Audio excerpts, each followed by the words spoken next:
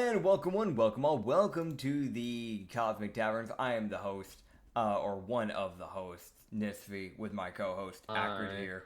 Yeah, he's the other guy that I do this with sometimes, you know, every now and then. We upload once a week. We try to meet once a month. Yeah, like once a month, maybe. Fun fact, everyone, we record all of this in one day. Yeah. Record for the month. Yeah, we just sit down on a Saturday and we just do 24 hours of recording, and then we never talk to each other again until the next month. Either way, welcome all. That would make me so depressed. That would be kind of depressing, honestly. We don't do that. Disclaimer, by the way, because I got a few here, Chief. So a little disclaimer, this is a D&D podcast. Yeah, this is a D&D podcast. Except, guess what? Not really much of this is like D&D. In fact, a lot of this is not like D&D. Battle mechanics is not very similar to D&D. We use cantrips as bonus actions, for fuck's sake. There's a lot of homebrew races, a lot of homebrew, just about everything. We do describe them from time to time, so if you hear a race that you don't recognize, we probably either will explain it or we've explained it in past episodes. And worst scenario, if you don't feel like going to watch past episodes, just keep watching, because eventually we'll re-explain it again, because we always do that. That being said... I don't know. What? Get over it. What? No. Also, there is sexual humor. So if you're like a child, don't watch this. Don't. This is your final warning. Go away. I am not liable for any injuries, any trauma, or any uncomfortability. I just thought about that. Yeah. Yeah. Just thought about that. It's like, I'm not liable for any injuries. Someone's like, I watch it and then they start getting beaten over the head with a shovel because they're too young. Dude. This podcast is so funny. I don't even recommend listening to this while you're driving, because you would just crash, because you would just be laughing that hard. That is a fucking lie. There are times that is actually a threat. That is a threat, yes. There are times. Yeah. We all have those moments. There's also something else I should be disclaiming, and my brain is blanking on it. Oogity boogity. Go fuck yourself. God, what is it? I always forget it. It's the thing I always forget. And then I, like, at the end of the podcast, or after we get on recording, I'm like, I should do that. Fuck. God damn, I can't remember. I don't know, man. What is it? I don't know. Why do you think I keep saying I don't remember? I don't remember. God. Either way, we normally go on a little bit of rants every now and then, so if you see us going to random banters, oh, right, yeah, here's a disclaimer for you. Fucking ADHD podcast, because we can't keep on topic half of the time. So just sit back, relax, grab your popcorn, maybe burn it a little bit if you like it like that. And don't. What do you mean don't? I will sue you. I will sue you from a distance. Burnt popcorn isn't that bad, okay? It's not that bad. No, it is. Dude, it adds flavor. It's fucking disgusting just by the smell alone. I mean, the smell isn't that good, I can give you that. But, like, if you burn it a little bit, don't, like, overburn it. But just, like, enough to where, like, all the seeds in the bag actually pop. It's not worth it. Dude, it's so worth it. So worth it. And then you just put some, like, Parmesan over it. That's the stuff. Hell yeah. Just ruins the popcorn. No. Popcorn doesn't barely have any taste anyways. The burn gives it popcorn. Gives it flavor. It's bad anyways. Anyways, moving on. Damn. Get fucked, popcorn lovers. Oh. Yeah. Dude, it doesn't even give you nutrients. It's just stupid. I think it's just like a carb thing. Like you just grab it to have carbs. I don't know. It doesn't even give you carbs. It gives you nothing. Yeah. It makes me upset, honestly, because when I eat it, like, it doesn't fill me up. It's not a good snack. There's barely any taste.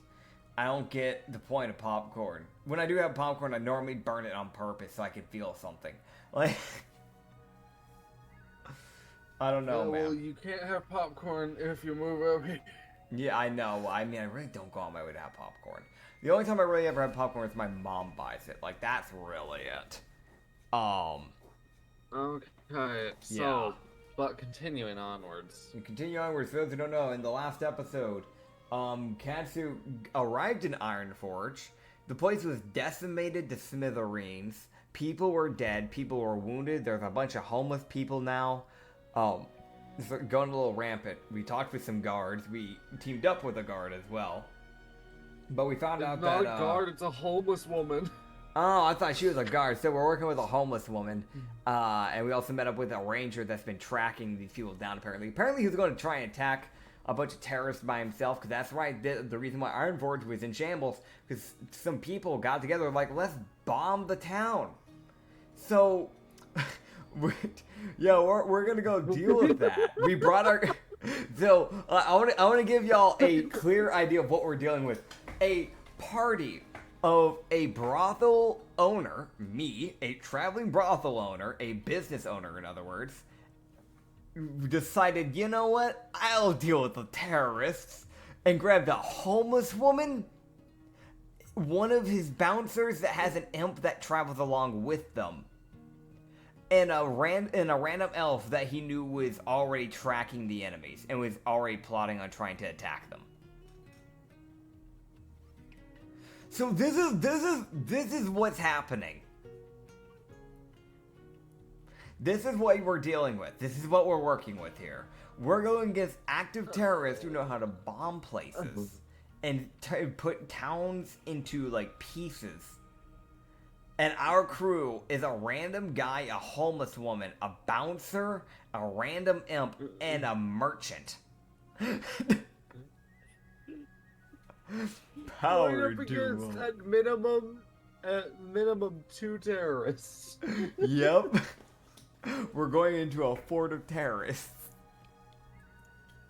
It's not even a fort, it's a little camp. Yeah. From what I remember, it was said that Dino was going to try and, like, flank. Or someone was going to flank. The ranger was... Yeah. You were...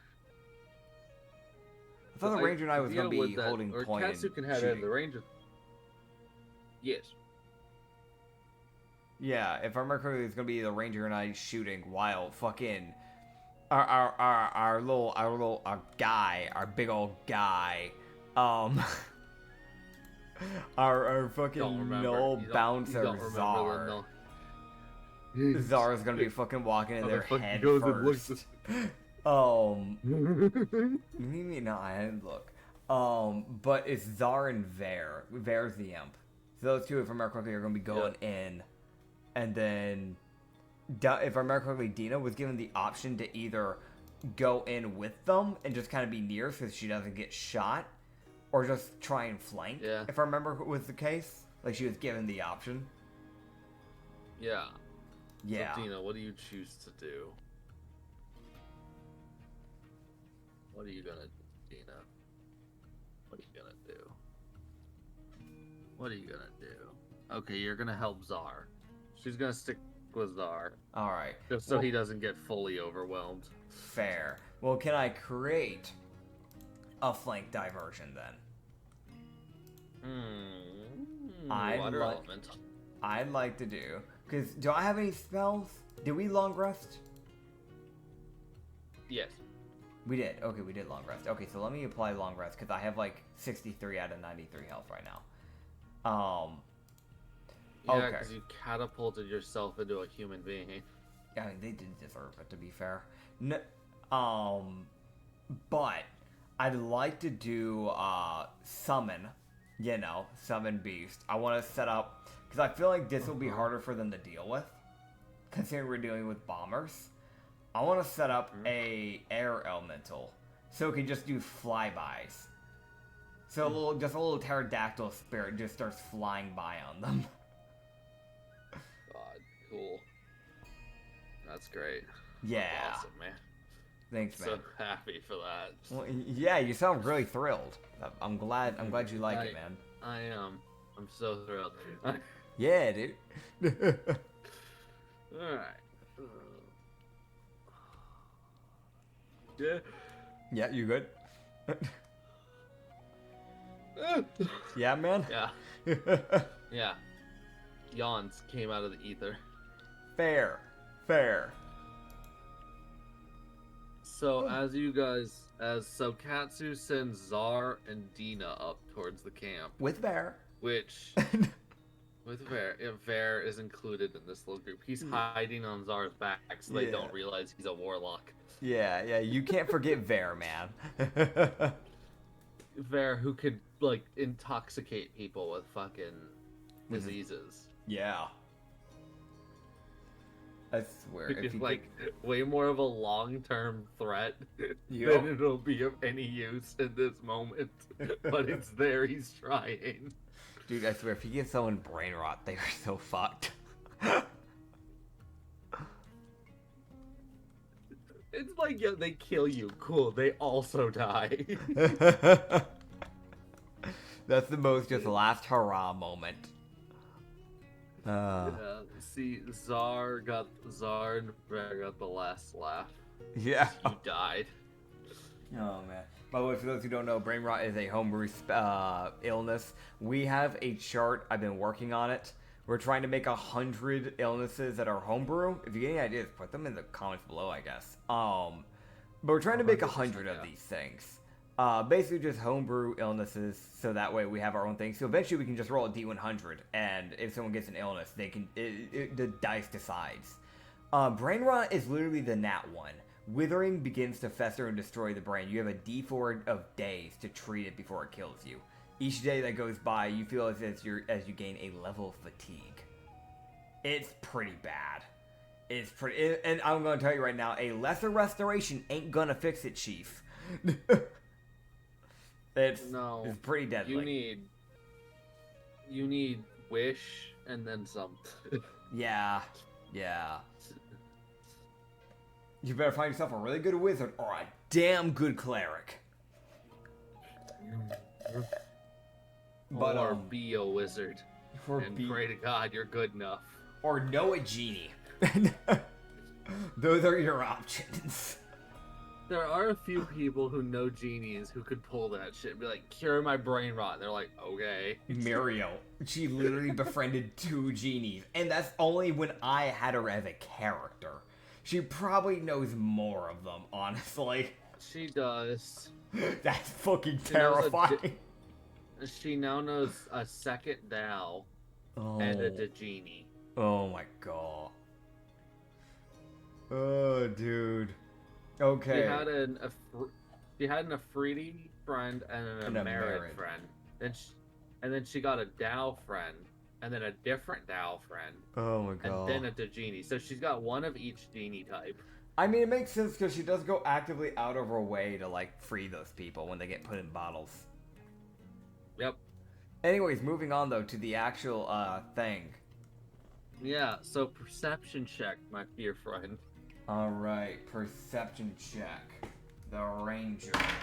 Here we go. With a good roll today, I got shit. I got a natural 2 plus 7. Is it shiny?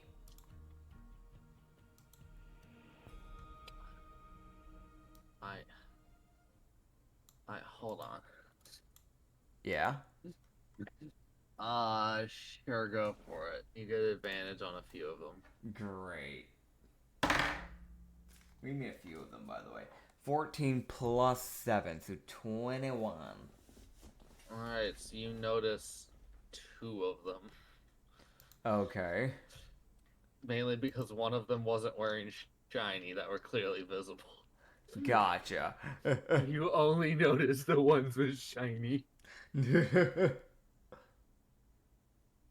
it's not and you just notice them because the shiny. Yep. So, what Katsu sees and what would be pointed out by Czar. Yeah. Dina doesn't see anyone. She's like, oh, it's just a camp abandoned. Oh. She got a 7. I mean, she knows it's not abandoned. We're walking to actively knowing people are there. it's like, then why is it abandoned? Where are the people? It's supposed to be. God. Gotcha. She has an intelligence of 5. Understood. No. Yeah. She's got shit roll. Gotcha.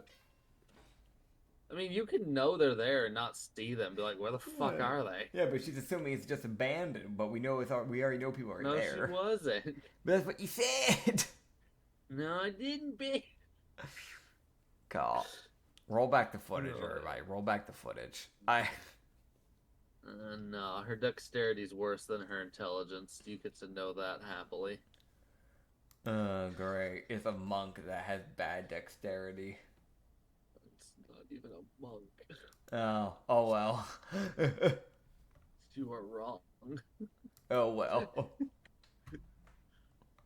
These are the two people you see. Okay. Gotcha. So we're looking at a... God, she's an entity. We're looking at It's a feral tiefling. The feral tiefling. Very crimson red. She's got a bit of a forehead. I'm gonna be honest. She's got a bit of a forehead. The horns curve backwards around. For feral. Yeah, but that's a different level of forehead. Jeez. Fucking Megamind over here. She has these horns that kind of curve around her head, and then at the very tip bit, kind of like points upwards. Long black hair that kind of like goes slightly past the shoulder, all slicked backwards. She has these two swords that are kind of like, what's the word? There's a very specific type of word. Very specific type of sword I'm thinking of. I think it's called scimitar. I think it's more of like a scimitar shape for the sword, actually. So it's more of a scimitar-esque. I don't know if that's the word for it. But basically the blade goes out jaggedly out of nowhere, like shoves outwards, halfway up into the blade, if that makes any sense, and then it gets thinner. So basically thin, wide, then thin. And it also curves backwards. She does have a decently length tail. The tail's about the size of her leg, maybe slightly longer than her leg, actually. Yeah, I'd say slightly longer than her leg. But she's wearing these, like, okay. Those are some very dark colors. I can't tell if that's a dark brown or if that's a black, but it's a trench coat. Dark brown, dark black pants. Like a slightly green, like, jacket over the trench coat, like, attached, like, for pairings. Yeah. So yeah, the dark brown trench coat. Like an iron breastplate that also goes over it, by the way, from what I can see. Also, like, she's got, like, one of those, like, skeletal features on her face where it's like, you know how some people just naturally, you can just see the bones, like, on their face because they just have a very skinny face? She has that. Yeah. That's the type of face she has. Very slender person. A very, very slender person. She also has a decent amount of armor. Like, yeah, she has that trench coat, but she still has, like, some leather armor, like, going across her arms from what I can tell. That kind of, like, turn into gloves in the process. And like you said, kind of like those, like, dark gray pants. As for the other guy, what am I looking at? What is this? Is this a kobold or a lizard folk? That's a kobold. It's a black-scaled kobold. Okay, so black-scaled kobold... you say kobold? Yes. Okay. Because I know there's literally a race called the black-scaled lizard folk. I was double checking. Yeah, so black-scaled kobold. He has a, like, brownish jacket that has, like, a white beigeish fur coating around the hood bit that he doesn't have up right now.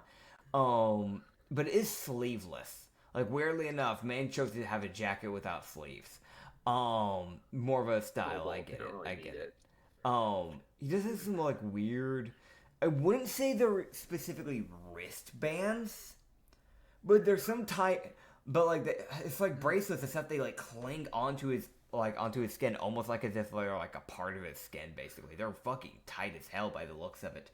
But they're made of, like, some type of bronze material. He has a silver sword that's kind of shaped like a bastard sword, kinda. And then he has these, like, greenish brown, like a greenish brown type of, like, trousers that are skin tight on his legs. And then his claws are just flat out in the open. But to be fair, it'd be kind of hard to get shoes from that guy. So I get it. And again, black scales. Black scales. I cannot. If Yeah. if you couldn't guess that, there's a problem. Yeah, it's not very common for a kobold. They normally are kind of like reddish, orangish around there. Normally, black scales aren't really a thing for a kobold, so this is a little odd. Yes, but Katsu would see one person that would appear pretty quickly afterwards because not that they were stealthing, just because they started moving. Oh, okay. Yeah, because it was one of those like they were sitting in the dark and they are a darker colored person, so you weren't able to see them. But it is a necrotic feltsy. Okay. So you weren't. I don't have an image for that because we don't have images for feltsies. Fair enough. Fair enough. That reminds me of the other disclaimer. Disclaimer: we use images that we a lot of times the DM will use images. They kind of find some like things like Pinterest, Reddit, stuff like that. We don't show them on screen because we don't really have a way to actually contact a lot of these artists. Sadly enough, we don't really have a way to like give them the proper credit they deserve. So we aren't going to show them because that's just flat out ripping away the art from these people. And on the side of that, we often we use it more as inspiration. A lot of times there are things that get changed about the actual character's attire. So just giving you all the heads up. And since he's kind of bad at explaining descriptions a lot of times, normally if he sends an image, I'll be the one explaining. If he doesn't send an image, he's normally the one explaining. So just heads up. Yeah, you can see the feltsy. He's wearing a shield. He's wearing like the bare minimum clothing, but you can see most of his scales that cover most of his body. So it's a feltsy that actually has a fair number of scales. For those who don't know, feltsies, because we barely have run into them on the podcast, they are kind of like draconic fae people. Take a satyr and make them draconic. They have draconic scales that can grow up on their body. Normally we'll have people who actually choose this race to roll for how many scales to get with a d20. From like 1 to 10, they barely gain scales, and the scales always grow starting on the legs. So like you can, if you have like normally you can have like a little bit of scale that kind of go up like slightly like up near the calf for like 1 to 5. You get like a 1 to 10, it like goes up to the thigh area, but that's kind of where it like starts dissipating. You get like a 11 to 15. Basically the scales are starting to go up your hip area, but it stops around there. And then like 16 to like 19 is basically going up the torso. And then nat 20, you'll have some scales even growing up around like the arms and a little bit maybe even on the face. If you get like a 19 or 20, they normally have a +1 to their AC due to that actually just natural armor that's built into their body. So a feltsy monk is fucking terrifying. They also have the natural ability similar to the draconic side of their blood, because they literally have a draconic fae mixed to their blood, to their like body, to their bloodline. They can breathe. They do have breath attacks. Summer feltsies, which have red scales, can breathe fire. Lightning feltsies, which are born in the fall, can breathe lightning. They have blue scales. The necrotic feltsies are born during midnight. They have black scales. They can breathe necrotic, obviously. Radiant ones are born directly at 12, like in the day. Directly at 12. Those ones can breathe, are like basically breathe like a radiant flash of light. And white scales. And then there's the ones for winter, which is the blue, which is like if I remember correctly on how I did this, they have like a base, I think it's like a silver from our, I had to recheck because this is my first year D&D race I made like almost a year ago now, and we rarely use this race, but they have a like silver scaling if I remember correctly, and they can breathe ice, obviously. And then if you're born in spring, you're acidic. You're an acidic feltsy, meaning you have green scales and you have an acid breath attack. Besides that, they mainly look pretty humanoid. They normally do have rather like large legs, just muscularly large legs, just because they still have that like deer-esque type of like anatomy, if that makes sense. They're mainly humanoid looking, but they still have that natural like muscle in their legs that a deer would have, if that makes sense. But the only actual like physical features that they have of a deer that a deer would have would be like the nose and like the tail, and then they can have deer antlers. That's basically it, though. The rest is pretty humanoid. Yeah. Yes. So Czar is gonna walk in. And this is the most. You watch Czar and Dina walk right up to this group. Okay. did it do? By the way, Now, I'm sending that pterodactyl in to help them out. I want to mention, it doesn't look... They haven't attacked them yet. Okay. That's the one weird thing. Mainly because they see a gnoll walk in. Yeah. So it's like, this is a gnoll. What do you want? You're typically not a friendly race. What do you want? Okay. So they seem to be neutral towards the gnoll, which they haven't noticed Dina, because she's kind of hanging back. Yeah. So Czar just kind of walked in by himself, which you would see one figure who would de-stealth probably to see what's going on. So the last guy would reveal himself unknowingly. Yeah. As he steps more into the firelight. Okay. Which is a human. Okay. Let me see here. Human rogue. We're looking at a pretty not palish, but pretty white looking guy. Grayish hair that's kind of slicked back to the left. It's one of those things where it's like he shaved the back and the side of his head, but he kind of let a bit of the hair grow out. It's still not really long, like it is just enough to where it dips down slightly, but it doesn't even reach the ear. Like even with it being slicked back, keeps it out of the way. Yeah, it keeps it out of the way though. Like if it dangled in the way, it would probably start getting near his eyes. If he didn't brush it to the right, it would just like it would be like if it grew any longer, it would be in the way of his eyes, basically. Yeah. He's wearing mainly black clothing. He's wearing like a black skin tight jacket, with like what looks like he has like an iron shoulder pad going across his right side of his shoulder, for a very small sliver of it. He has black trousers, black boots. He has like a very dark brown belt, that has like a bit of cloth that seems to drape downwards as well. He has like 3 belts, by the way. 2 browns and a black. And the 2 browns are probably made of leather, most likely. He does have some very dark gray / silver armor on his left shoulder pad. As like a left shoulder pad, and that same type of color of armor covering both like forearm areas. It's basically like forearm pads or what. I don't really know how else to say that. But basically just covering the forearm area, and then kind of like a leather gauntlet, like bracers underneath it, by the looks of it, and like 2 jagged looking daggers. Pretty well taken care of. Yes. Yeah. So it seems the gnoll.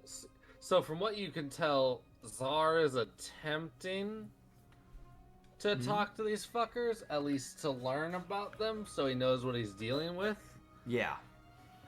Which, let's see how this works. Oh god. Starts speaking Null. He starts. Alright, well, with his natural 20 in intimidation. Yeah, the 3 rogues are like, oh god. Yep. Why is there a no? What do you say to them? Okay. Alright, yeah, he's trying to piece together why. So you can roll a perception check to see if you can hear what bullshit he's spewing. With me being a Tanuki, would that affect my hearing ability? You get advantage, because I want you to hear this. Fair enough. I figured I should ask that ahead of time, because I was like, I mean, I am literally like a half fuzzy folk, so... Natural 18 plus 7. Okay, so what you would hear is Czar goes in, and he starts shouting a Knoll at them. Yeah. Which the tiefling goes, we don't speak that. This is the most like, we can't answer you. Yeah, that checks out. So, Czar's just like, why'd you attack the city? My group was gonna do that. The fuck's wrong with you? Oh boy, okay, so he's bluffing. Gotcha. Or he genuinely thinks we were going to bomb a place. And Guy, I hope that's not the case. Yeah, so he's bluffing. You Yeah, can definitely yeah. tell he's bluffing. Yeah. But imagine if he from what wasn't. it seems, yeah, but here's the thing. He's phrasing this like there's a null war pack. Mm-hmm. Like maybe 100 feet off. Yep. Hmm. How they respond. Oh god, so that's where that intimidation comes in, because he's swinging his sword around just like, what the fuck's wrong with you? God. And of course he got a fucking natural 20. God, okay, so they have to roll fucking charisma saves. Would it be disadvantaged because it's a nat 20 intimidation? That's a genuine question. It is, and I have to wait for 3 sets to stop rolling. I mean, it's not like it fucking matters. It looks like they all rolled for shit anyways. Damn. I mean, they didn't even stay to fight, so I'm not surprised. They got up because they saw him walk in. They're like, the fuck are you doing? It doesn't seem like they were expecting people. So, yeah. If you guys attack them, you guys will definitely get the jump on them, because the ranger had done a good job of making sure that he wasn't known that he was following them. Yeah. So they don't know they were tracked. As far as they know, they got away, from what it seems. Yeah. Okay, so... Oh god, I've seen better charisma saves than this. Okay. Oh boy. Alright, so let's see. What do you say? Alright, so he's like, Zar's like, which one of you fuckers is the leader of this group? Oh boy. Oh god, which one is the leader? Let me grab it. Let me. Some random guy. Oh god. You'd see the Feltzy step forward. Oh boy. The Feltzy walks. He approaches the knoll like, it's me. What do you want? He's like, you come with me. I'm gonna take you to my chief. Oh boy. You're gonna talk to him. The Feltzy agrees, probably just because, as far as these guys know, there's probably 30 gnolls around them. Yep. And as soon as Zar turns around, you see all 3 of the rogues kind of stiffen as they see the imp smiling at them. Yep. As it's like, oh, he's a warlock. Yep. Also, you can see by Zar's face as he walks towards you, he didn't expect that to work. He did. Well, no shot. He was like, that works. That works somehow. Great. As the Feltzy wanders back over towards you guys, and Dina just kind of walks up behind him with her fucking long sword. Gah. She kind of looks at Katsu like, do I knock him out? What do I do? What do I do in this? I mean, has he been fully brought to us yet? He's walking towards you guys. Okay. But Dina's walking up behind him. So Gotcha. she can get one free swing on him to try and knock him out. Okay, and are they still in line of... Are they still in eyesight of the rogues? Not quite, no. They're out of line of sight. The rogues haven't moved. Because it's one of those, like, as far as they know, they don't want to move without triggering the gnolls. So as far as they're looking around, they're looking every which way to see if there's gnolls coming. Yeah, I mean, they don't know. It's very tempting to have them, like, knock them out. However, I think we might get more answers if we don't fucking bash their skull in straight away. Cool. So, fair enough. So Dina holds off on Bat. She looks at Katsu. He shakes his head. She's like, okay. And just doesn't. Fair enough. But she keeps tailing, getting closer and closer. Gotcha. As Czar... Alright, as you guys would stop. And as,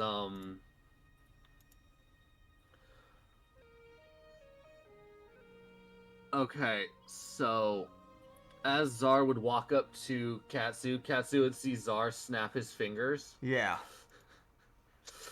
As now he forces the Feltzy to roll a wisdom save. Oh boy. And you would see the Feltzy become paralyzed. He cast Hold Person on him. Great. So now we've got him. It's just Czar just kind of does that and goes, there you go. Appreciate it, bud.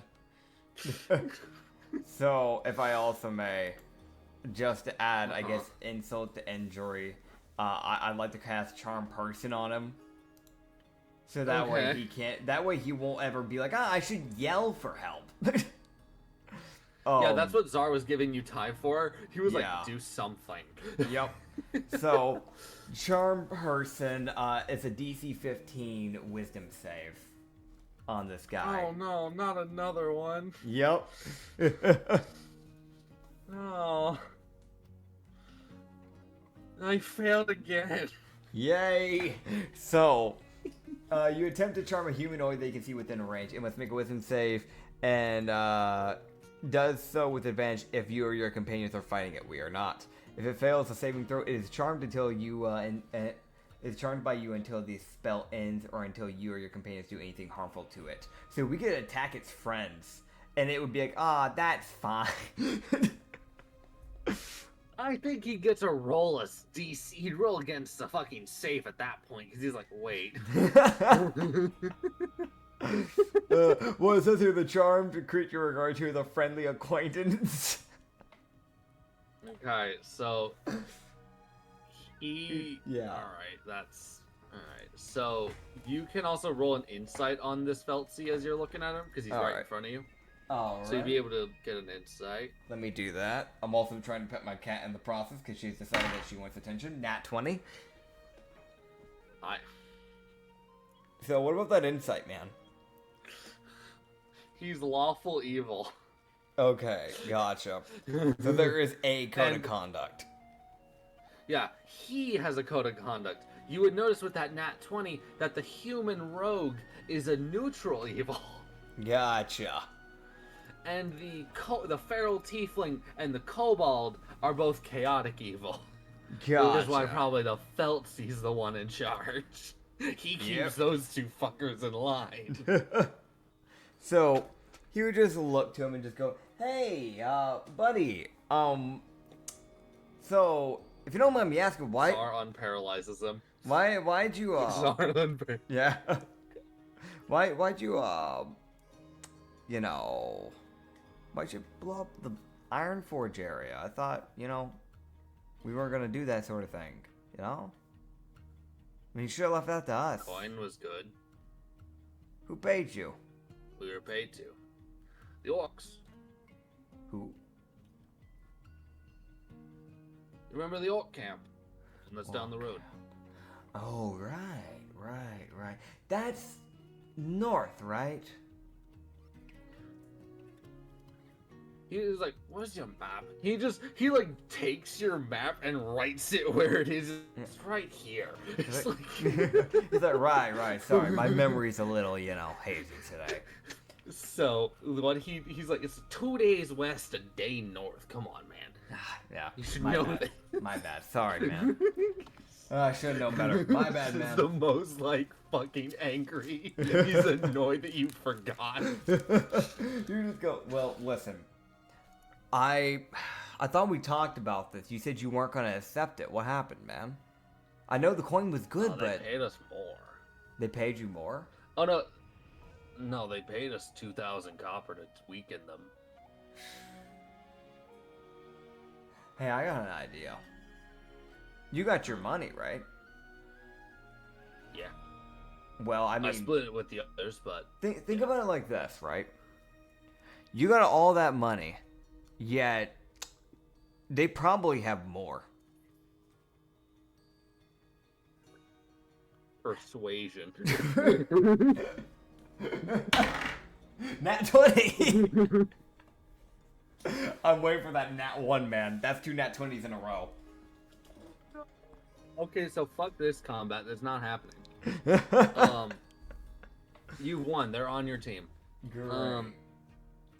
Congratulations. You gaslit at least the Feltzy. Awesome. Now the one problem with Charm Person, I'm pretty sure once the spell ends, they're aware that you charmed them. Yeah, it lasts for an hour. Yeah, when the spell ends, the creature knows it's been charmed you. Yeah, no, it lasts for an hour. Duration's an hour. I'm looking at it. Okay, cool. Yeah, but I mean the thing is like, charm. I mean it doesn't bring him into not wanting to be persuaded, I guess is my thing. So yes, it will end. It makes him basically just pacifist to me. But I did manage to persuade him, so I don't think it would. Yeah, no. Yeah, it's that one thing if you don't pass by them, they will turn hostile. Yeah. That's how that typically works. Yeah. So he would just kind of look at him and go, well, if you want to, I guess, go let your people know, we can try and deal with this. You know what? I mean, why not just handle it today? You said it was a day away, right? So if you're going from the road, it's 2 days west, a day north. Okay, so it is basically almost a day away from you guys. Okay, gotcha. Basically just a day away. Yeah, he would just look at him and go, I mean, we could pack up and just take off. Uh-oh. Day through Internet. the wilderness. Internet, what would you say? Internet had a moment. Yeah, I know. It's like a day through the wilderness. Okay. A day and then some through the wilderness. Alright, that's fine. You just look at him and go, well, if you want to let your buddies know, we can go deal with this, and we can get you your money. I don't care about money, but you know. He looks at the knoll. At this point, it's like the Feltzy looks over at the knoll with this look of, you sack of shit. You beat me at my own game. Yep. And Katsu would uncast Charm Person and just look to him and go, sorry, need to pacify you before all that. How you feeling, buddy? Fuck you guys. Sure. You still feeling down for? I mean, listen, like I just wanted you not to be be a bitch. If I'm gonna be honest, you actually would get way more money off this. Oh no, I'm saying fuck you guys because you tricked us, but also fair point. Yeah. That's why I'm saying fuck you guys. Yeah. Also, I'm saving your skin here because if I turned you into the guard, trust me, you're dead. I've seen the captain guard. He will kill you. I know. Yeah. Why do you think the kobold and the fucking feral tiefling didn't stick around when they blew shit up? Yep. Well, also, he would introduce himself properly, because as far as he cares, he probably isn't going to be able to stick around these bandits at this point. Yeah. So he's probably going to jump ship onto y'all whenever this shit hits the fan. Fair. So Ermon is the necrotic Feltzy. Gotcha. Ermon. He just looked at him and go, well, it's good to meet you, Ermon. Katsu, pleasure to meet you. Sometimes it helps to have a merchant's touch in situations like this, I guess you could say. And magic. And a little bit of magic, a little bit of charming. You know how it is. I'll go and let you know we won't be doing anything to try and keep your people safe. They've kind of brought this upon themselves. They're not worth it. Yeah, good to know. Good to know. They're not worth it. He just says they're not worth it. He's like, they're strong, but... Well, They might be strong, but they're definitely not strong enough for the guard captain. That by itself says enough. Yeah. Yeah. So he would let you know who the people are, which he would mention that the human's name is Cardin. Okay. Just so you can at least, he lets you know that he's gonna phrase this all as you are a friend of his. Yeah. That this was a joke. This was a big funny haha joke. Yeah. Which he's fine with doing that. He doesn't care. He's like, I don't fucking care anymore. Fair. I'm gonna die anyways, so. I mean, hey, if he manages to redeem himself somehow, we might be able to make something work here. Like, he's just got to be smart about it. Yeah. Oh, man. There you go. So all right. Now he would introduce. There we go. We have Tizraz, and Dinsen. Tizraz is the tiefling, Dinsen the kobold. Tizraz and yes. Yes. Dinsen is out of the 3 rogues is the most aggressive, which is funny because he's the tiny one. Yep. Out of the 3, he's the most willing to blow someone up. That checks out. He's force-fed several people bombs and then lit them and walked away. Checks out. Like, you can eat this, right? Fucking lights the bomb. Gah. You just look to him and go, well, no point wasting time. We might as well get on our way. If you want to go, let them know. Yeah. Yeah, so he walks over with Czar and probably Katsu. Yeah. Just to phrase it as a joke. Yeah. They leave Dina out of this because Dina is clearly a burn victim. Yeah.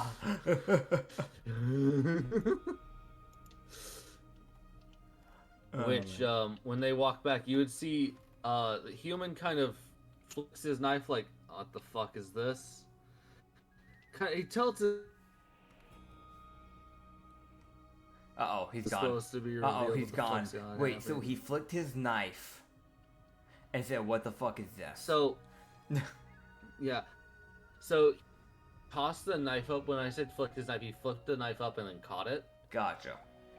As he was, like, essentially watching Katsu, Czar, and Airmon walk up. Yeah. So, he's not hostile because he's looking at you like, okay, you're walking up with the leader.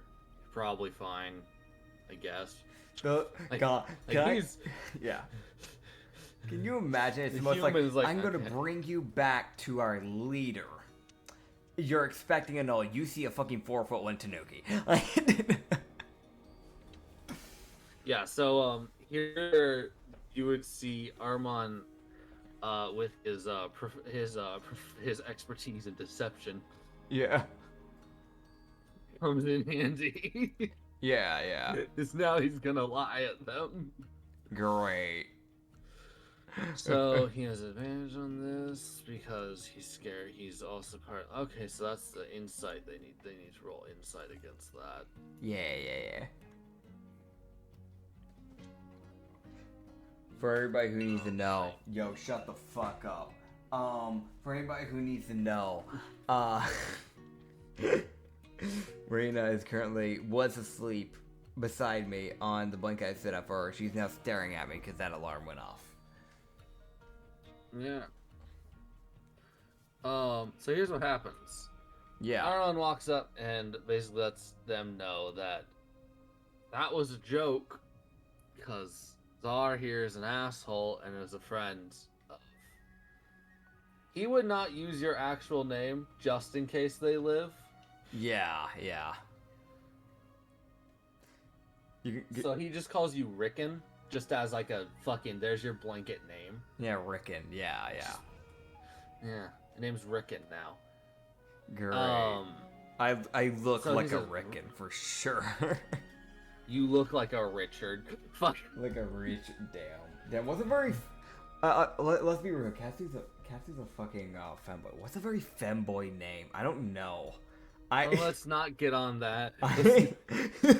We're on time crunch here. Oh shit. You're right.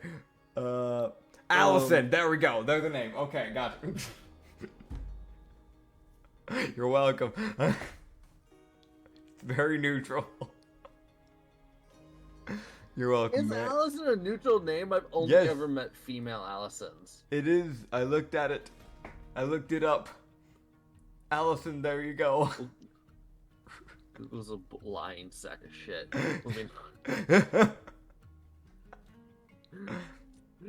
God. Moving on. Yeah, moving on.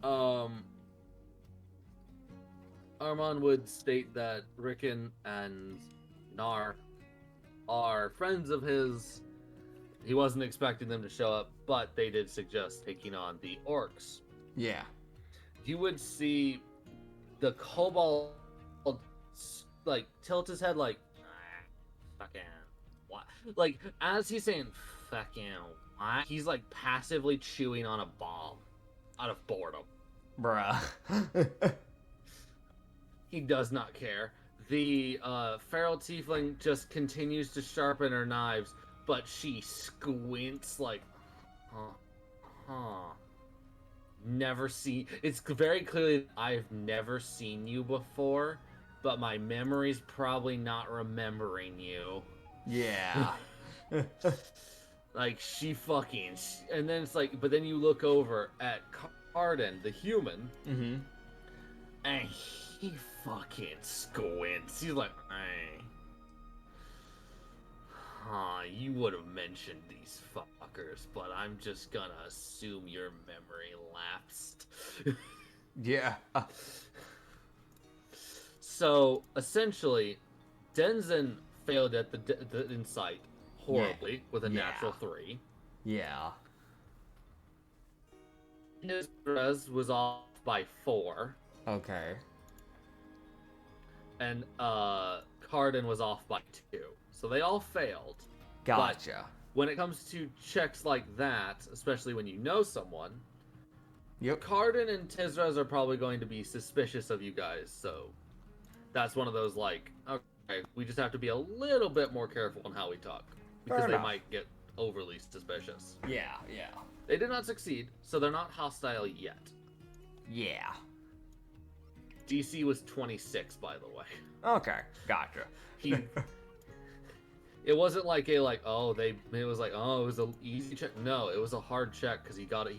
He got a really good deception roll. Yeah. Yeah. Yeah. So, yeah, I got the necrotic Feltzy on y'all's team. Yep. Denzin is minding his own business, crafting more grenade, and Teraz and the Incarden are suspicious, but go back to what they were doing. Okay.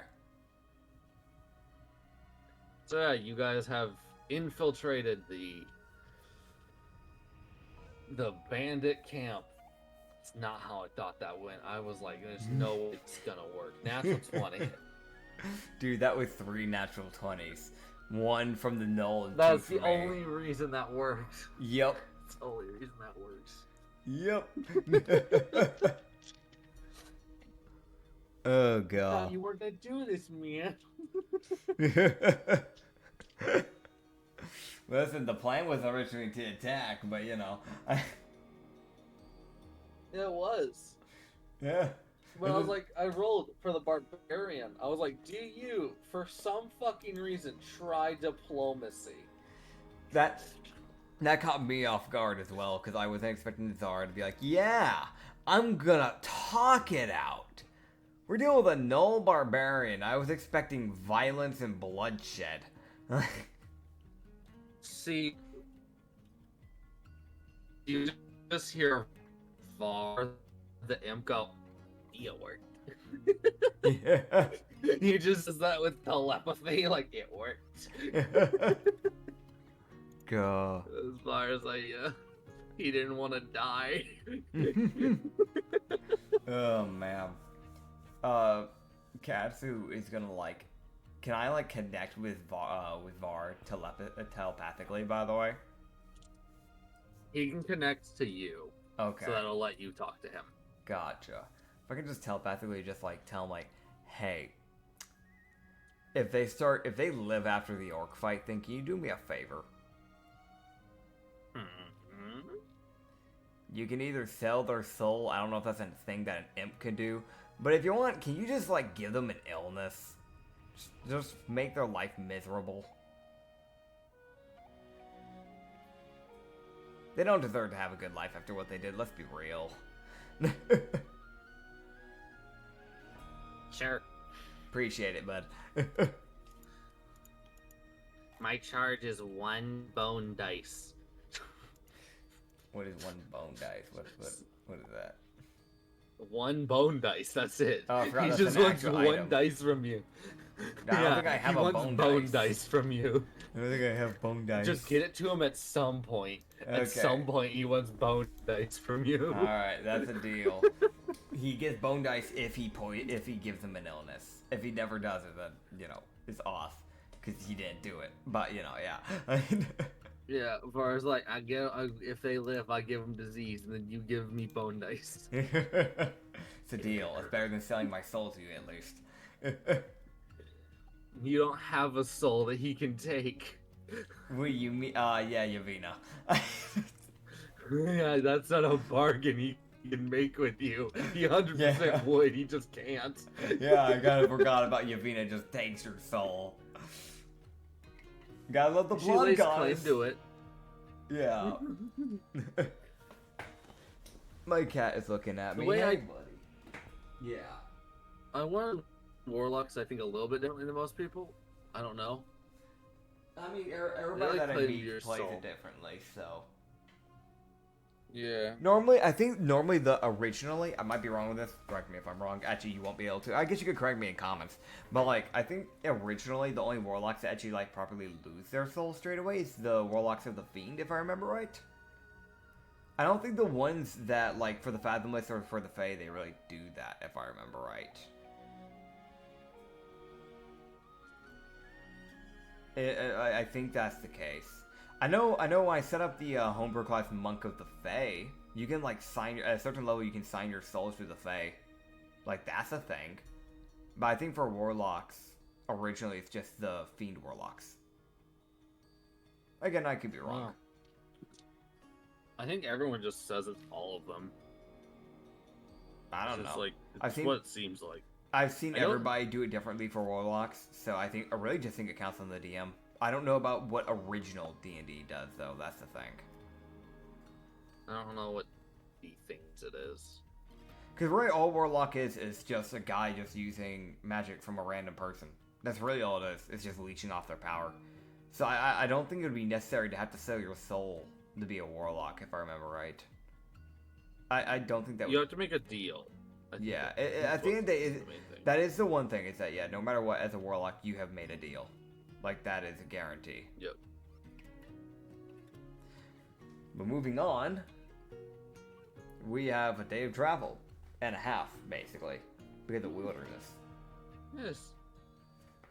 Let me see how Katsu's group does. God, we're like going through it. It's just a fucking T-Rex. There wouldn't be a T-Rex here. You don't know that. Okay, I'll roll for it then. Don't.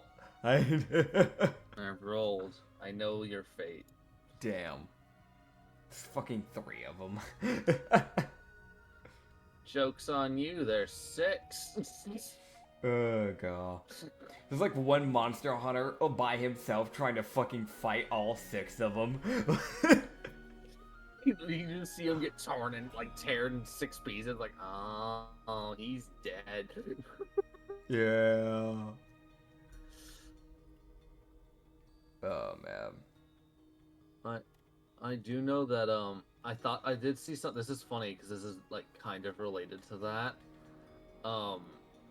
There was a guy who was mentioning how someone commented a video of his that, like, why the hell does someone put 4 ads in like a 10-minute video? Yeah. And his response to that was, "Joke's on you, there's 5." That was his response. Oh, God.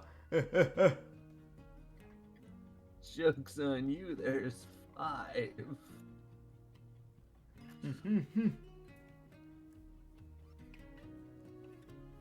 I think that's fucking funny. Yeah. Alright. Well.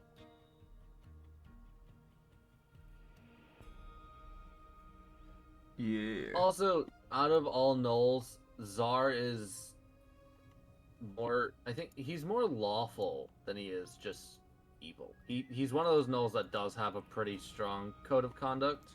Yeah. That he tries to abide by. He does try to give people a chance. That's good. So he's like, I won't kill you yet. Yeah. You'll talk this out. I really don't want to, but I will. Yeah. I'm really gonna try. Yeah. I'm gonna put my best foot forward and not shoot you.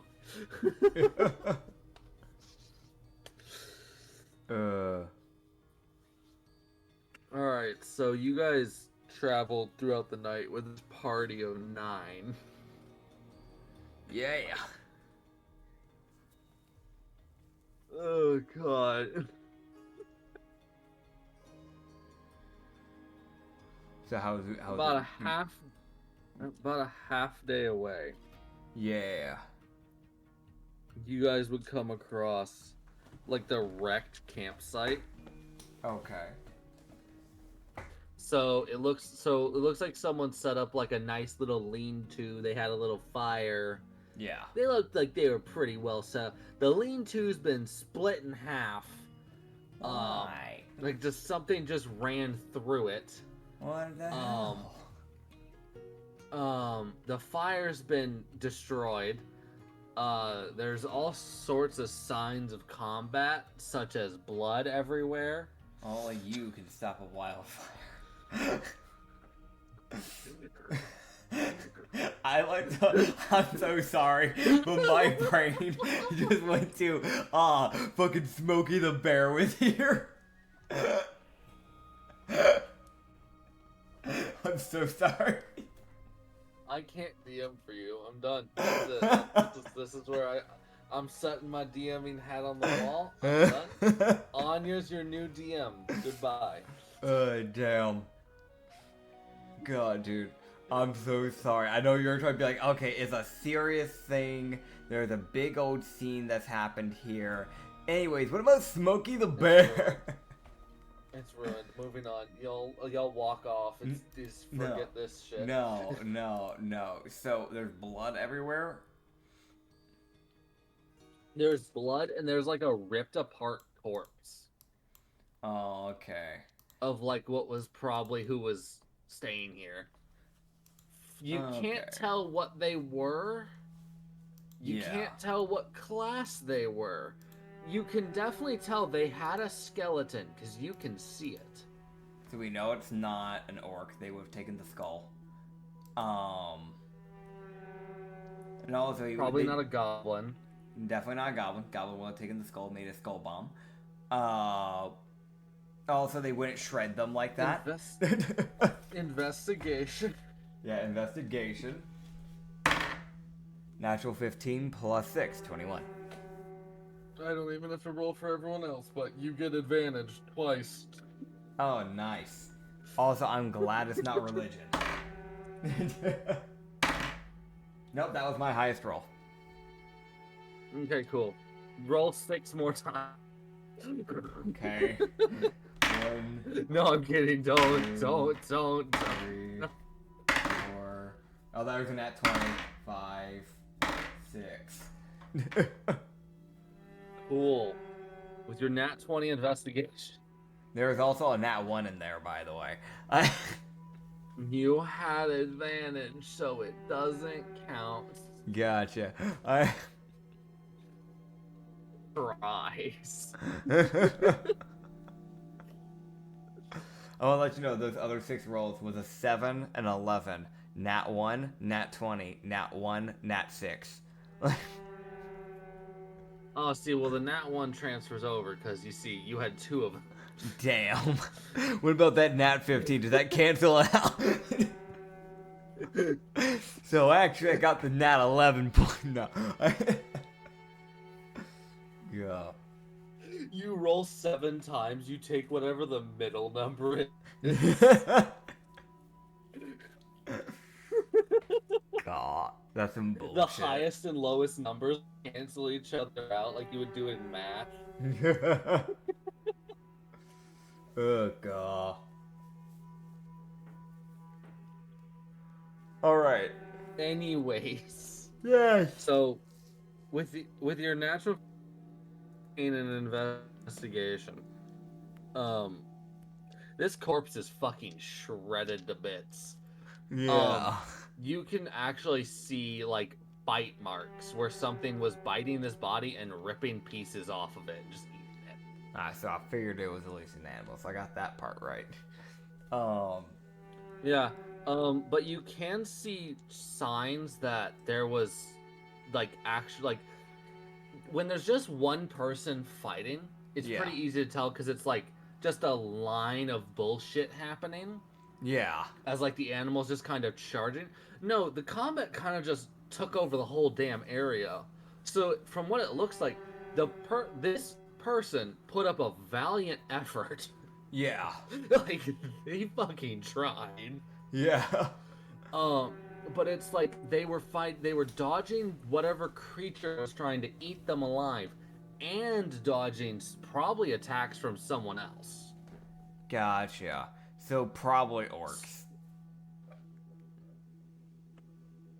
You're dealing with some fucking body.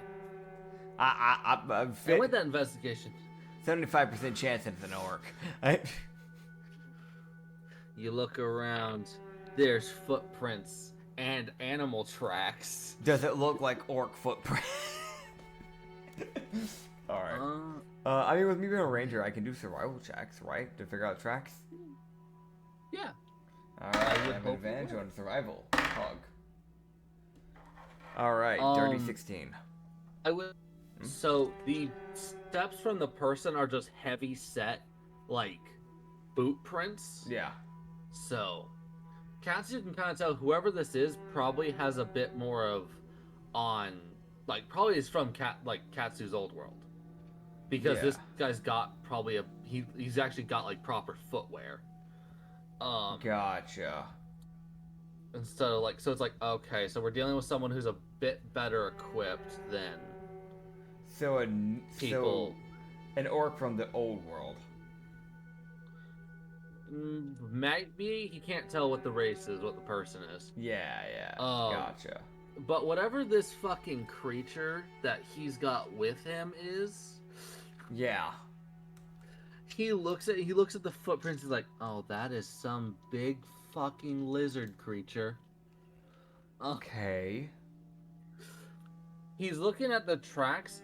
Katsu can do a history check on the tracks to see if he's read anything about them, because he's definitely not encountered these tracks before. That is 8 plus 6, 14.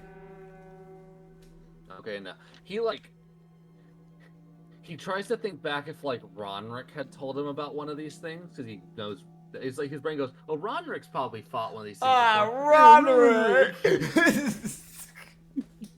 I had a ranger friend once. Yeah. I remember that time that Lori tree.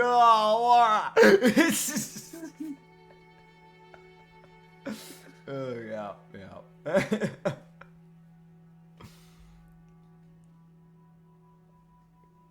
I'm looking back at while I'm waiting for the silence to clear. I'm looking at Tanuki traits. I'm rereading the on D&D Beyond. I'm rereading the the like little mini caption things I see that go beside the titles. That I wrote when I made this race. And compactable. I forgot that the fucking words I put for that was quick, get in the jar. I fucking hate that. Good job, dumbass. Thanks, man. So, I guess I'll see if anyone else would recognize this. This is history check for the local citizens. Feed the fucking 4 bandits that are with you. The burn victim and the ranger. We do have another ranger here. Oh yeah, he exists. Yeah. The burn victim with her +2. Yeah. Holy shit.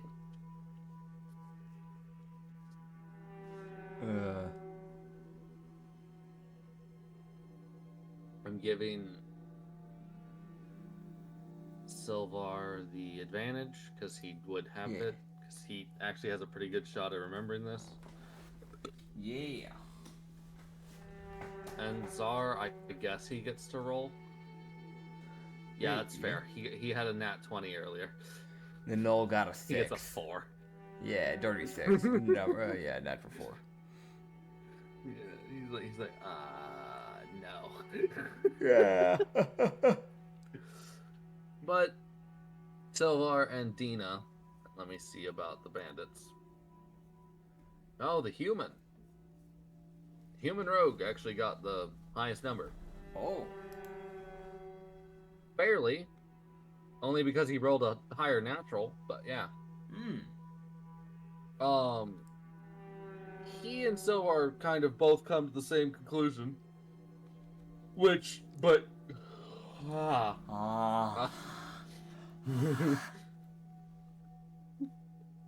hate yawns. Disclaimer, we yawn. A lot. We both work jobs. He works 12-hour shifts, and I work 2 jobs, and that basically equals 12, sometimes 14 hours.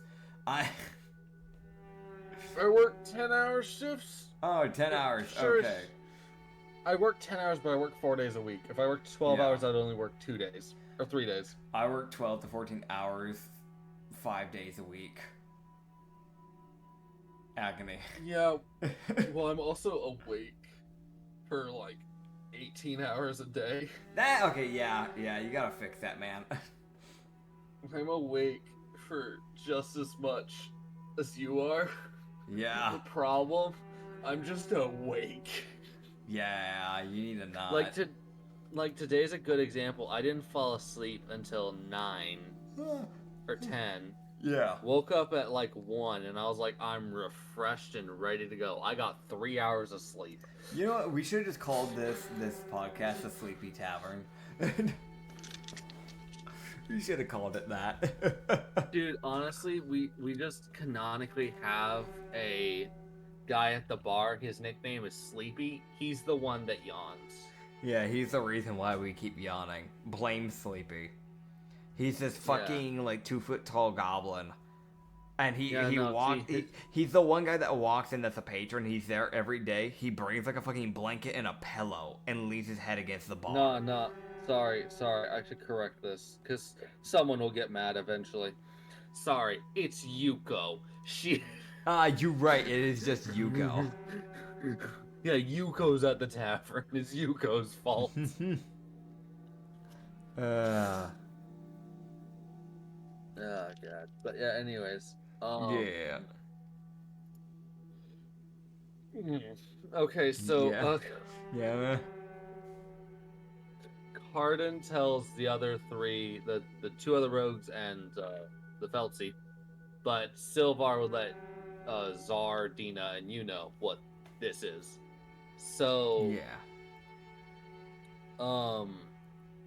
this is based off an actual real world lizard. But it's the giant lizards that are like super venomous. Komodo dragons? That. Yeah, I fucking love those things. Yeah, that's essentially what whoever this person is has walking around with it. And he's got it tamed. Damn. Probably. Which is probably it's why it tore apart this person instead of the guy. God. Yeah. I knew if I said that you'd probably know the name. I forget the name of creatures. Like or animals in real life. I forget their names. Yeah. So you rarely hear about Komodo dragons. People don't talk about them. They don't talk about it. That's because they're mainly like native in like Hawaii. Like they don't have many areas that they live, which is a thing. I, I'm pretty sure they have like a very limited area of where they normally live. Yeah, but that one section they live in, there people are just told, "Don't go there, you'll die." Yeah, they're often seen on. They're often found in dry, open grassland, savanna, and tropical forest at low elevations. Also, a few small islands, so like Bali, south of Borneo, Flores Island, Rinca Island, Padar Island, and some areas up in Hawaii, as well as Indonesia and Africa. Yeah. These are the lizards that'll fucking eat you. Yeah, these things are actually fucking feral. They're pretty. From what I understand, they're pretty like docile to humans, as long as you don't get too close. It's one of those like they look at you and you're like, "Oh, you're as big as me. I don't want to deal with you yet." They're fucking big. Are Komodo dragons hostile? It's a real question. It's like an although rare, Komodo attack. Here you go, man. With how like their hostility works. Yeah. So here it is. Komodo attacks on humans have been reported. Unlike most lizard species, Komodo dragons are aggressive and may track even when unprovoked. So normally you have to provoke them, but sometimes it's just unprovoked and they will just bite you. And you will die. Yep. So some you're fucker not, you're trained not getting this away. guy. It ain't like a snake bite. So some fucker trained a Komodo dragon here. Gotcha. Yeah. Yeah. Yeah. Yeah. Yeah. So, let's see.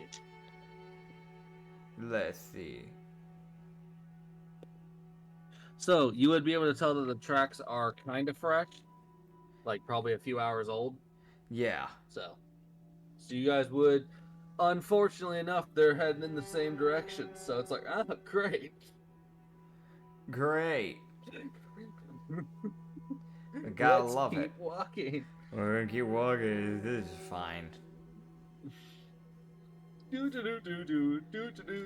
can't go wrong. I swear, if it's one of the orcs. You're like, okay, this is just not fair. They have a Komodo dragon. Yeah, no, see, like, we can kill orcs. They're really not that threatening. It's the Komodo dragon that's a problem. It could just eat Katsu alive. Yeah, so, it probably would be. I'm pretty sure it's bigger than Katsu, so yeah. Katsu's not a big person. Fucking Komodo dragon eating someone alive. They're just, it's the most like, see, mimics are the real threat. The mimic Komodo dragon. Oh. Yeah. Why? That means that the mimic killed the Komodo dragon so it could take over the course. I mean, that mimic is fucking terrifying. That mimic was scary before. Uh-huh.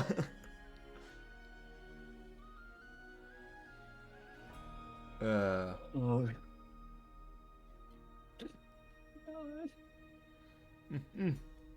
Oh God. Yeah. Yeah. Okay. So, keep walking.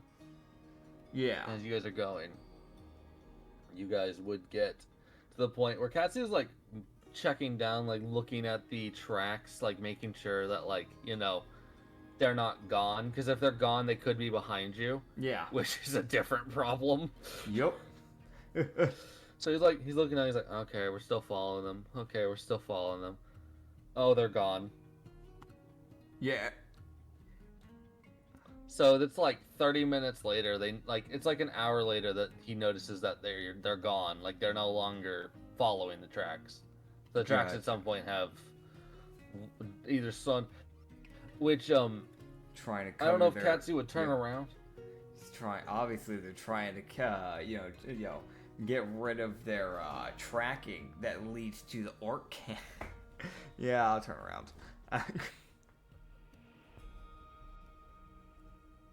Obviously they're the orcs. Yeah, obviously. Yeah, man. Oh god. Okay. So what do I see when I turn around? And then I turn around. You turn your shot. It's like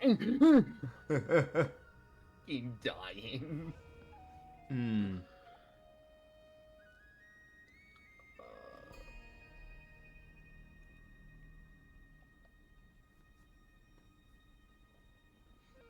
Yeah.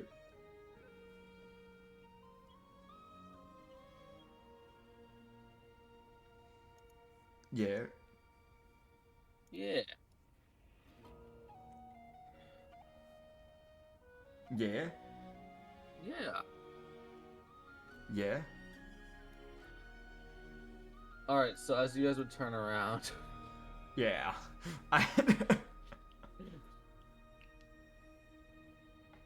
And then he turned around. Shut up. Alright. No, you're not. Yeah, I just wanted to make a distractible reference, man. Quit apologizing when you're full of shit. Damn. Sorry. I hate you.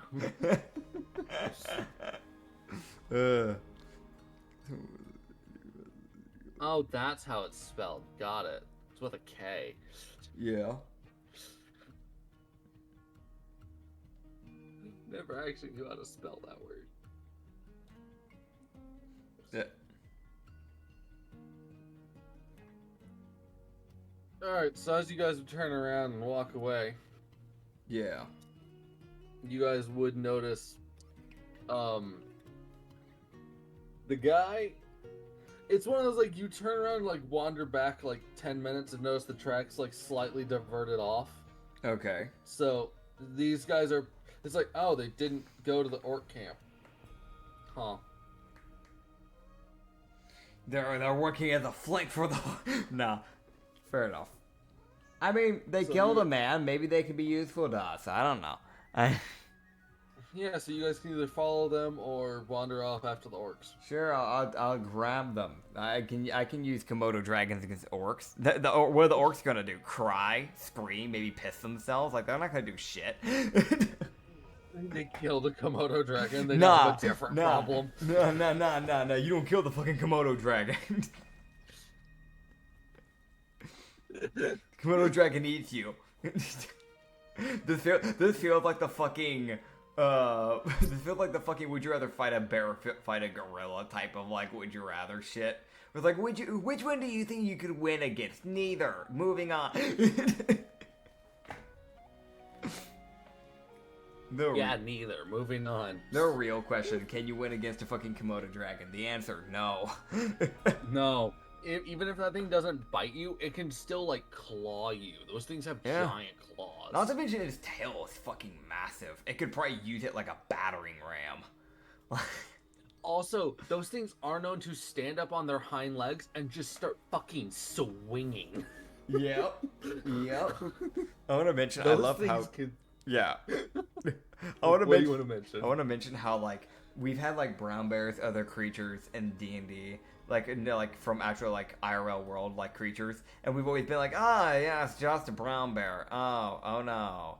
And then, like, we get to the Komodo dragon, it's like, dude, the fucking Komodo. I mean, yeah, because it's actually a cool creature that's not utilized. Yeah. That's annoying. It is. We should use... Anything would fit. Yeah. Anything should fit in a D&D world. It's a fucking Komodo dragon. It would fit. It would. Also Meese, aka Moose. Because those are fucking walking tanks. Those things are fucking walking tanks. Why... Like, you could ride those things into battle. You just gotta tame it before it kills you. I mean, those things are massive. They're the size of a car. They're bigger than most cars. Yeah. Horses, bullshit. Get a moose. Sorry. They're stronger, they can run just as fast, and they'll beat the shit out of someone for you. You want to be a knight that uses a lance? Who needs a draft horse or a war horse? Get a battle moose. Like, dude, we've ruined the fucking metronome of this episode. This was supposed to be like an epic battle against a bunch of terrorists.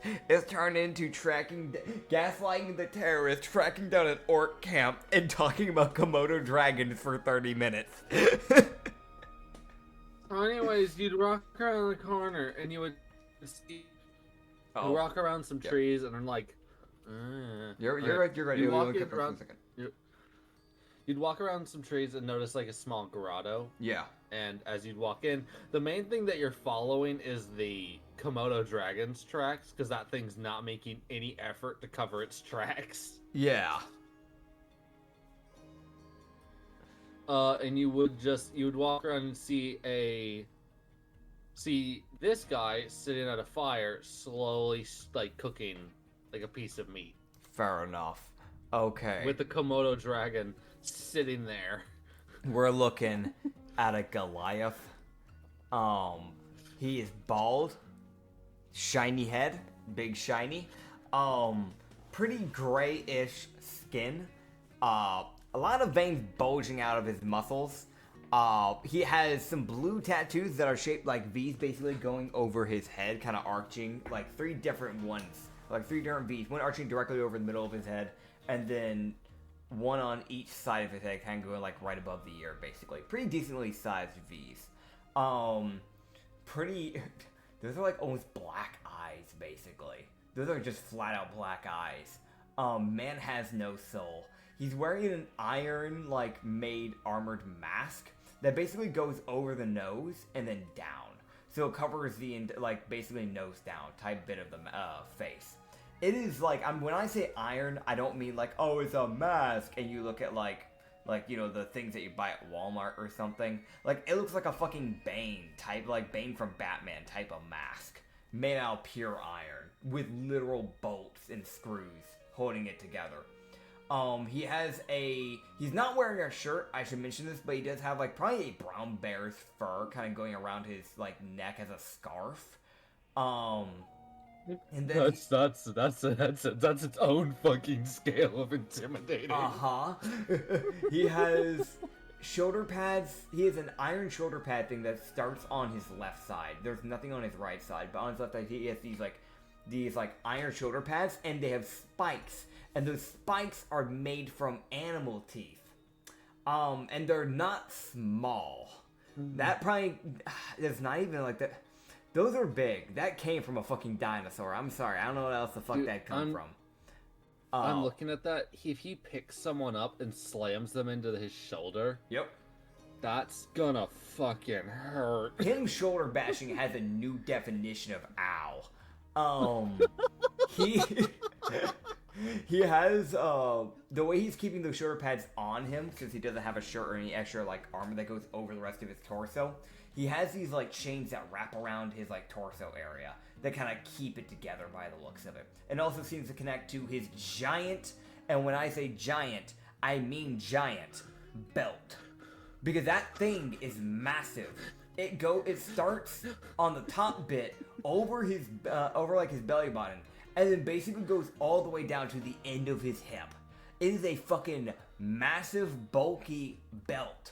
Made of, like, a mixture of brown leather and iron, like, paddings that go across it.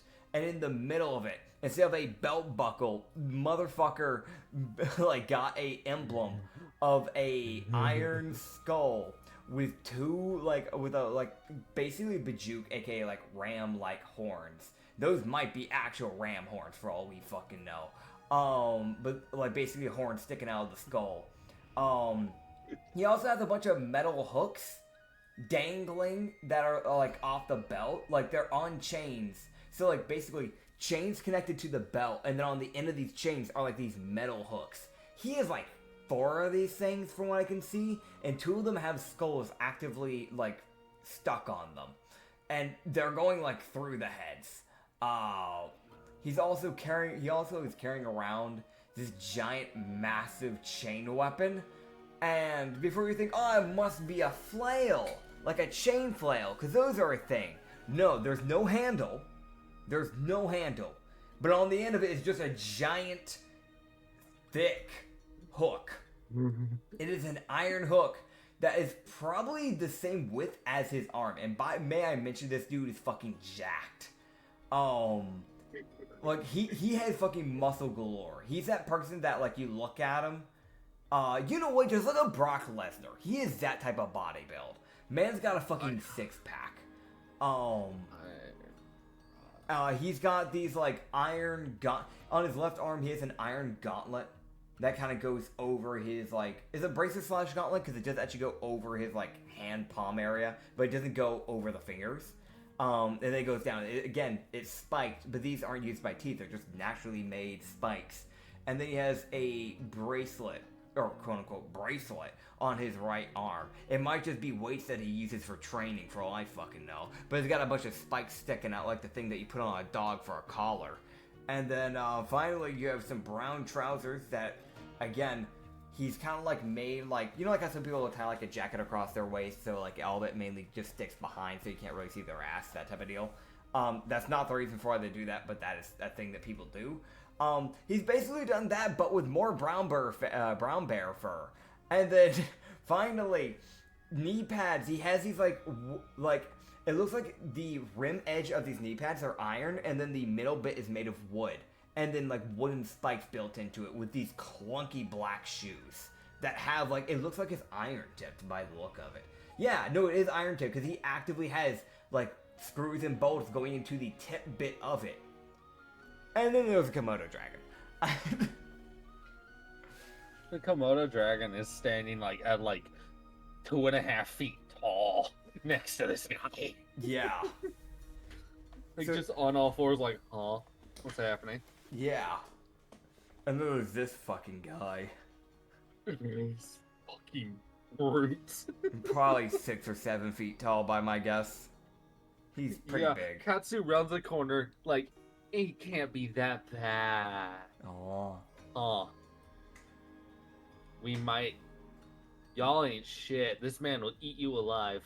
Yeah, no, Katsu, I'm gonna be honest, Katsu intel check, buddy. That tells me everything I need to know. Katsu walks up waving. He's like, hey, how are you? How are you doing? Can people roll to stop this? Or is this just...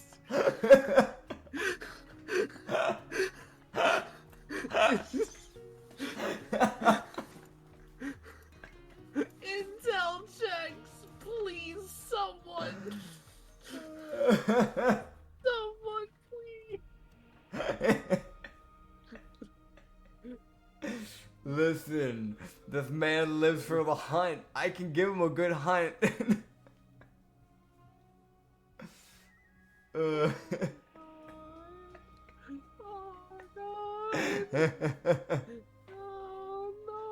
no, Dino can try. This is a Dex versus Dex because he's just walking up. Like, oh god, Dina. Oh god, she'll make a Dex check. That one, she trips and falls. Oh god. Wait, is it on your burned side or your non-burned side? No. Don't do this to her, man. Nat one, she slams the burned side of her face into the ground. Ow. She's taking psychic damage for that, and bludgeoning. Sad. Sad. She takes, and it's all gonna get doubled. Oh no, Dina! Yeah, man. Oh my god! Yeah. I'm not doubling this, it's just the damage she takes. She takes 20 damage. Oh my god, dude. Just because of what happened. She's like, gets no, and she trips and slams her head into the ground. You know, it's probably good that she didn't get into it because she about said his name. They at least would have been out the window. She would have said his name, the fake name. Okay. Oh man. That's me as a DM being bad. Gotcha. You would see as she slams on the ground, the Komodo dragon stands up like, the fuck just happened? Yeah, they see that and then they see the fucking Tanuki walking up smiling. Insight. That's the first thing this guy's doing. Like, yo, what kind of trap is this? Do you have bombs strapped to you? What's happening? Damn. Okay, so Katsu's passive deception of 13. Yep. He has to beat that. Actually, I mean, if you want passive deception, technically Katsu has a passive deception, even though this isn't deception. He has a passive deception of 24. Giving him -10. Okay. Because Katsu's such a genuine fucking entity. Fair enough. To his passive, so it's a DC 14. Okay. If Katsu's trying to be, like, at least secretive, then it's that 24. Gotcha. However, he is not, because he's an idiot. Yep. Did he get a nat 1 on intelligence? Is that why he's doing this? Or was it like a low roll? It was like a 7. So I was like, alright, I know what I must do. I am committed. Hello, good sir. I'm used to playing the idiot. I'm good at this, man. Hello, good friend who wouldn't hurt a fly. How are you upon this fine evening? Yes, quite.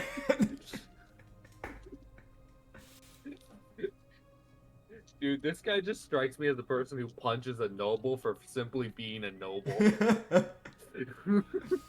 I mean, that's valid. Oh, man. He sees the noble that's giving. He's like, I'll let you live. Simply because you're giving. He sees Grim. He's okay with it. For those who don't know, Grim is a noble from my world. He's a purple lizard folk. His whole thing is that he became a noble simply because people donated him so much money. All he uses that money for is to run orphanages. He has like 3 orphanages and like 4 public libraries he just lets people do for free. But people just keep donating to him, so he just never runs out of money. That's his whole thing. I have a noble that's just a he just gambles a lot. Yep. He's almost run out of money a few times. That's fair. It happens. Yeah. But then he got really lucky. It got all his money back. Yep. Yeah. So you would see the Komodo dragon stand up and start walking towards you. Yeah. And you would just hear, "Wolf, sit." The Komodo dragon stops moving. Oh boy. Like, fine. So you gauged it is the most like you trick so it's like wolf. It's like you call wolf. It's like, oh, it's just a dog. The Komodo dragon coming around the fucking corner. You just go, hey, how are you today? How's your day been? It's been lovely. Yeah. I got a question for you. How can I help you? Oh, we forgot to go to recording now. Yeah, we're recording. To recording. My bad. I'm in the recording. I went to the wrong VC. For those who don't know, we record in like a public VC with a few friends of ours, so people can kind of drop in. Problem, we forgot to move to recording, so he didn't know that we were recording. So that is a fun little thing. I'm waiting for Acrid to move to the VC in the process. Yeah, this is going great. I think this will go lovely. All right, so you just look to him and go, so. I saw, you know, that you might be, you know, you seem pretty capable. I had a question. By the way, I love your dog. You just go, so. Komodo dragon flicks his tongue at you like, the fuck? Well, you called him a wolf. You called him a wolf. You just go. The Komodo dragon's like testing the fucking air. It's like, huh? What the fuck is around me right now? You just go. So I don't know if you've heard, but there's an orc camp nearby. And I'm aware. I was wondering if you'd want to help tackle that. From what I understand, they're planning on raiding a town nearby, the Iron Forge. We have a bit of a group. I can add that to my list. You have a list? Oh, I have a list too. You wanna? He just pulled out a fucking list of shit. So I still need to get mayonnaise today. One of the people asked for it. I still need to. Oh yeah, never mind. Now it's not time for this. Do you want to help with that? He just pulls out a list of names. Oh, are these people you're looking for? Mm-hmm. Are you like a hitman? They all have to die. Oh, what they do? I'm a bounty hunter. Oh, that explains. I nicknamed a tavern hunter. That's what we're called. Oh, that makes sense. So, I'm not really from this world. Out of curiosity, your leaders aren't like What's a corrupt? We don't have leaders. Oh, okay, that's good. That's good to see. Yeah, no, there was a bounty court thing in my world. That was horrible. That was pretty bad. That was awful. We just have people who deal with problems that taverns ask us to deal with. People who cause problems. Oh, honestly, I think I prefer that system better. Okay. So you realize you found out a good news? He's not just a psychopathic murderer. Probably. Yeah, that's a good thing. So you just go, so we're on our way to the orc camp. You wanna come with? Also, you have coin. Listen, I have coin. In fact, I run a business. Trust me, I got the coin. I'll also tell you what. I'll do you a double, right? I'll do you a double. And you kind of lean in, and you just kind of go. So you see the black scaled kobold, the tiefling, and that little human guy with the gray hair over there. So here's the thing, right? Right now, I've temporarily tricked them to help fight against the orc camp, so they can quote unquote get the money, because they were paid to bomb Iron Forge. So I've gaslit them to hell. If they are still alive after we do this orc thing, we have a little imp. He's gonna, give them diseases. If you just wanna put them on that list of yours, I'll make sure it's worth your while. I get their cut. Sounds like a deal, my friend. Yeah, so he's just gonna take whatever those 3 bandits are gonna get. Yeah. That's his cut for coming with. Yep. Which, it's like, why does he get 3 people's worth of stuff? I fucking wonder. I wonder. Gee, I wonder. A guy who could take on this group and win. Uh-huh. So, yeah. you get the fucking Nat 1 to join you. Yep. Yay. Yay. Agony. Fucking throwing it back. Honestly, the fucking funny part, right? Unironically, with someone like this, the best to approach them is out in the open and acting like an idiot. Oh yeah. You don't seem like a threat. Yep. Dude, wait, can he roll? Can it's like what, daytime, right? It's like early morning. Okay, so there would be shadows. Yeah. You know what I'm thinking of, right? The thing. Disadvantage perception for Katsu. Gotcha. I guess just perception for other people if they want to notice this. I don't know. Yep, no, I'm not noticing. My first roll was already bad. No, the second one was worse. Yeah, no, that was a dirty 13. I don't even know what the DC this is. I don't know, you never said a DC. You also never bring it up, so I just like randomly, I'm like, this has been here since like day 1, if I remember right. Yeah. No, not day...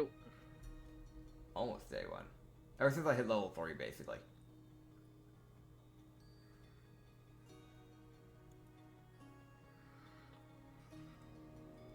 I think we hit like level 3 at like session 5?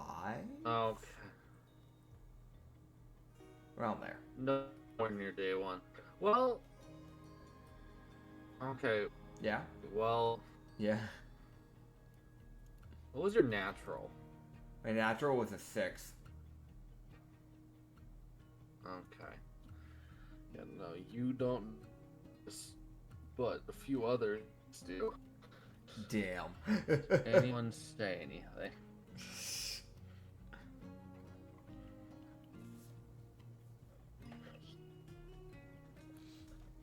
Nope. Nope. Oh wait, no, actually a lot of people notice. A lot of people notice. Damn. Wait, no! No one in your party notices! So Dina and Czar don't notice. But everyone else does. The Filthy just looking at it like, what the fuck? Yeah, the Feltzy noticed. He was like, what's happening? Do I want to join this group? Also, may I remind you, there's 2 things that came from the Fey Wandering thing. The Shadow thing is one we haven't. I don't think we fully disclosed what the Shadow thing is. But the second one we have disclosed, which is the fact that he smells like nutmeg, like at all times. Yeah, no, that's just something. Yeah, that's just something no one acknowledges. Yeah, it was like a passive, like his perfume or something. I don't know. Like in reality, he's never done perfume, and he just smells like that. Czar, I feel like at some point has mumbled to himself that you smell funny. Because it's that thing of like, to a null, you smell weird. So it's like, what the fuck? I'm used to smelling like copper or rust, not fucking whatever the fuck this is. You know what? I guess it makes sense more also why Katsu mentions to attract the fucking humanoids. Because nutmeg is a pretty decent smell. Like, it is one of those things where I feel like people would be like, oh, what? Oh, that smells nice. Where the fuck is that coming from? So it does check out. Gaslighting people. Without meaning to. He literally can't control it. No, it's intentional. Oh, bro, I don't choose the poor nutmeg seasoning out of my pores, okay? Yeah, you do. Bruh. Alright, so we got the big man. We got Big Man McGee. I guess just onwards to the orc camp. Alright, y'all just... Is it even gonna be a combat encounter anymore? It's just... It's an orc camp. I mean, yeah, there's gonna be a lot of orcs. There's gonna be a lot of orcs. Yeah. It's like it's an orc boar camp, so I can justify as many orcs as I need to. It's one of those things where I'm looking at this, man. Let's be real here, Chief. We brought quality over quantity. They have quantity but no quality. Oh no, they have quality. Yeah. Just a different variety. Different variety of quality. Oh man, dude, I can't wait to throw some hands. I'm part monk now. That's gonna be great. Oh, dude, I just remember I gotta roll the fucking d20s to see how he fucking fights if he does any hand-to-hand combat. Oh boy. Oh yeah. I actually kind of like that randomized thing with like that sort of stuff. I like it when we throw stuff like that because it's just a fun like, yeah, who knows what the fuck that does. You know, I feel like that also kind of leads into like, oh, this subclass makes sense for him because he's doing X, Y, and Z more often. Yeah.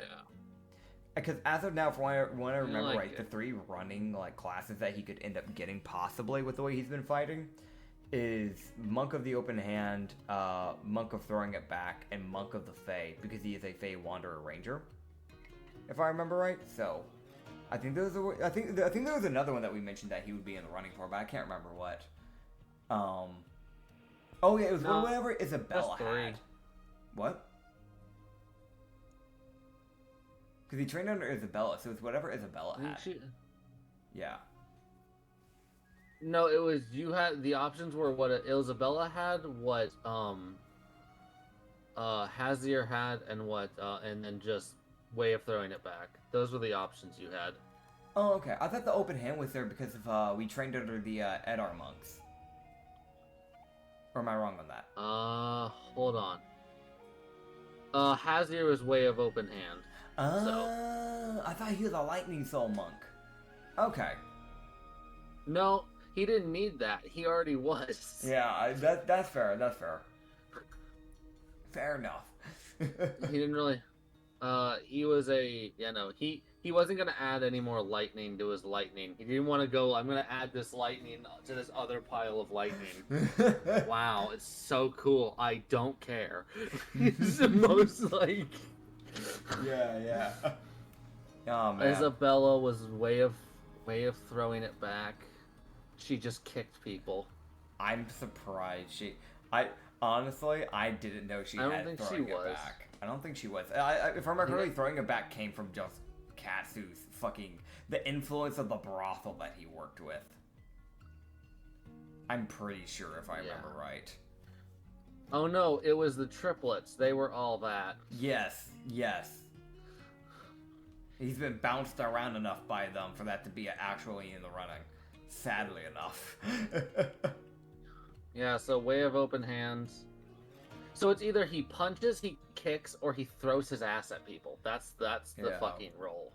I'm gonna let you know whatever subclass I get determines what type of fucking, I guess, traits I'm gonna try and buff up later on, if that makes sense. Like, I guess whatever I'm gonna try and work on stat-wise. Because I do need to start training at least somewhat, because I'm actually starting to get into combats more often in this world. Yeah? Wait, no, you could also technically follow Millil's Way of Crimson Soul. Oh boy, that's also an option. Well, it was like it's like if you want to bite or headbutt people, that's when you follow her combat training. Dude, I feel like that he would get so like, I feel like he'd get slightly guilty for biting someone. Like, even if they did deserve it, like he'd bite them and be like, "I'm so sorry." Like look up at them with the most, "I am so sorry." You know what I mean? Oh god. Some people, I'll be real, there's gonna be a 50-50 reaction if he does that. Because some people are gonna be like, go fuck yourself. There's gonna be the other half of people that are like, "Oh, that's cute." That's cute. Knees him in the jaw. Yeah. Oh, I didn't mean that type of cute, but yeah, sure, that too. Knees him to get off. Stop biting me. Oh, fair. God, he fucking seduces someone by biting them. There's like a 10% chance of that happening. I don't want that 10% chance, because you know my luck with fucking seducing Roll a people. D10 at 1. Dude, I would fucking get that somehow. I fucking would. Yeah, so whenever you attack, you have to roll a d4 now. It's canon. Oh god, dude. We're gonna write this out. So on a 4, ass. On a 3, foot. Yeah. On a 2, hand. And on a 1, bite. Yeah, so you can, I guess, just write them DMs and then pin it so I can see it. Like, Katsu, God. unarmed strike. This is a thing we're doing, y'all. This is legit a thing we're doing. Strike, D4. I'm gonna let you know, by the way, until we get to level 3 monk, where I can boost in my subclass, the amount of times said things happen will determine which class he goes down.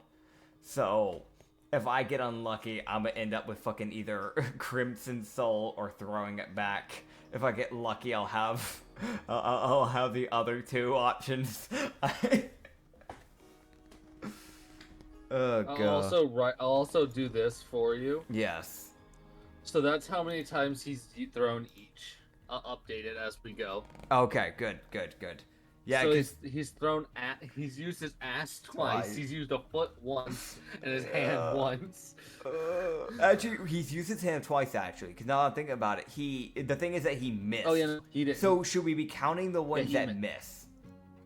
No, we'll just count if he uses it. If that's what he goes to. Okay. Because I feel like whatever your default to is, regardless if it hit or misses, you're gonna go for that. Fair. Dude, especially when you don't know something. I really fucking hope Katsu doesn't get 4. I hope he gets 1, just because I think that's funny. Oh god, that would be kind of funny, but also that just encourages a feral side of Katsu. You run into Katsu in the future. The encounter is literally you just watch him tear someone's throat out, and he looks and he goes, "Hi." Oh. May I remind you, this is a monk ranger that is also wielding a burning longbow and katanas. Yeah, he has a actor's mask strapped to his belt. He has braces of archery on. A silver amulet of lightning that he wears, with a dust of disappearance and deck of illusions at his side, ready to go. Oh my god, dude. Oh god, we're a mess. Either way, I think this is probably where we should end it for today, because we're getting around that time where I actually have to go, kind of thing. Otherwise, we would go longer. So, I'll get us to the tent. So you guys would get outside the orc camp. You guys would notice that it is quite large. There's it is like wooden walls with wooden spikes on the outside. Yeah. So it is like a defended like a mini fortress essentially. Yeah. So that is something you guys will get to deal with later. You guys have the legendary Goliath. Yeah. On your side, Grim, the Goliath. Best Goliath you'll ever meet. And Wolf, the Komodo dragon. Dude, things are going well. And I'll see all you motherfuckers in the next episode. Have a good night, peace out, and bye-bye, bitches.